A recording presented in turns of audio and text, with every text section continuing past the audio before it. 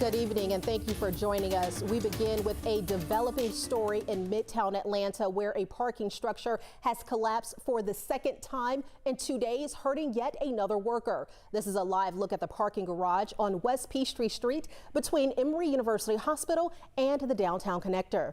Atlanta Fire and Rescue tell us a man was working on a central beam when it fell 10 stories with him on it. He was transported to Grady Hospital with significant injuries to his legs. Fire officials say the workers were there this morning trying to secure the structure from a partial collapse they had just yesterday. One of the beams on the upper floors in the section that collapsed yesterday pancaked down to the bottom floor, which means it dropped about 10 floors down. A worker was standing on one of those I-beams when it collapsed and actually rolled the concrete down. At least one worker had to be rescued and others were hurt in the initial partial collapse of the parking structure just before noon yesterday. Now, this is Sky Tracker video above that structure just after that first collapse.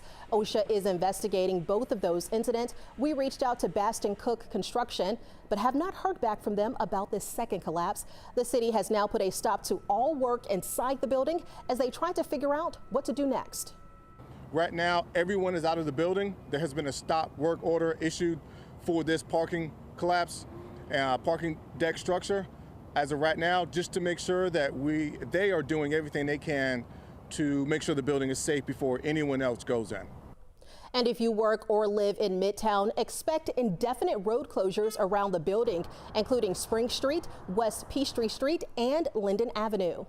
And you can read more about those closures and the collapse on 11alive.com and download the 11 Alive app to stay up to date on the future of this parking structure.